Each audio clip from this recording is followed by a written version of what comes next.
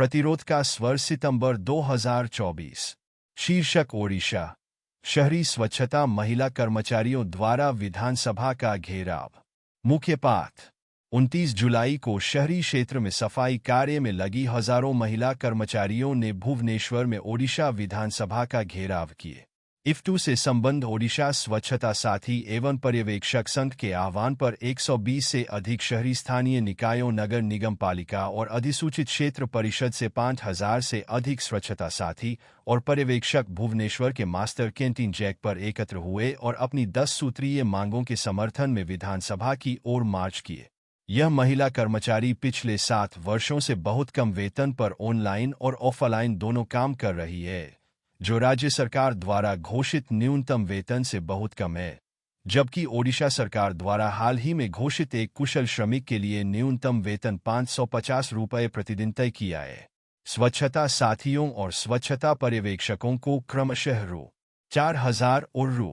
8000 मासिक वेतन ही मिल रहा है।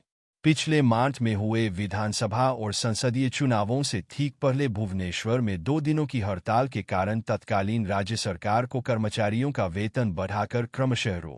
8000 और रु. 12000 रुपये करने पर मजबूर होना पड़ा था। चुनाव के बाद 4 महीने बीत जाने के बाद भी अभी तक उनका बढ़ा हुआ वेतन नहीं मिला है। यहाँ तक कि इस दौरान सरकार ने पत्र जारी कर यह शर्त रखी है कि उन्हें उनके कार्य ड्यूटी परफॉर्मेंस के आधार पर ही नया वेतन मिले।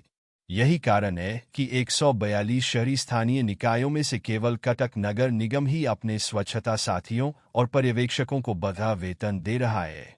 गौरतलब है कि शहरी स्थानीय निकायों में सफाई और स्वच्छता कार्यों की देखरेख के अलावा यह कर्मचारी उपयोगकर्ता शुल्क संग्रह, स्वच्छता सर्वेक्षण और अन्य घरेलू सर्वेक्षण का भी कार्य कर रहे हैं।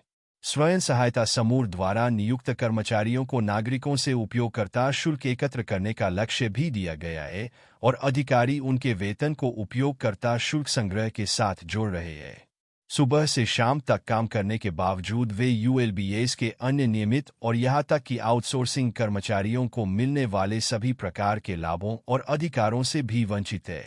उन्हें कोई ईपीएफ, ईएसआई, मातृत्व अवकाश, राष्ट्रीय अवकाश पर सवेतन अवकाश, नौकरी की सुरक्षा आदि नहीं मिल रही है।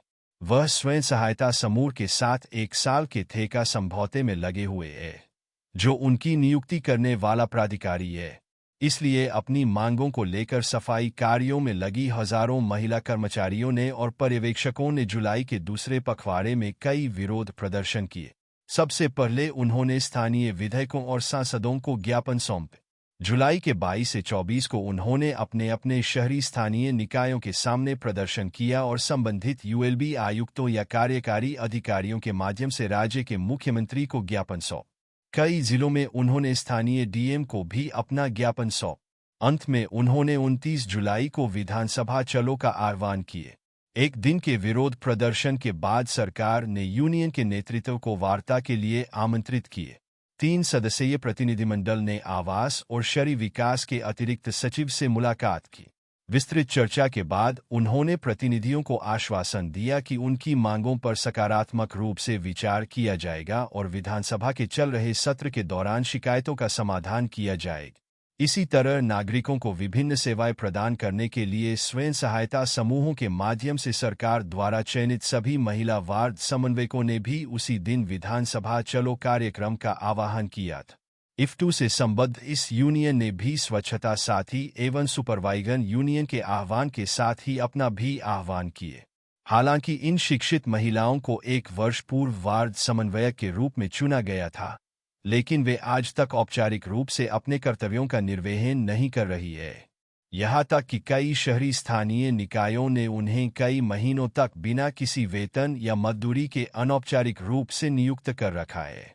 उनकी 3 सूत्रीय मांगे हैं: शहरी स्थानीय निकायों में वार्ड समन्वयक के रूप में तत्काल नियुक्ति, नियमित वेतन और शहरी स्थानीय निकायों में उनके द्वारा किए गए अनौपचारिक कार्य के लिए पुराने वेतन का भुगतान। चलो विधानसभा कार्यक्रम में 25 जिलों के 80 से अधिक शहरी स्थानीय निकायों के सैकड़ों वार्ड समन्वयकों ने भाग लिए। सरकार ने भी उनके प्रतिनिधिमंडल को आश्वासन दिया है कि उनकी मांगों पर जल्द ही विचार किया जाएगा।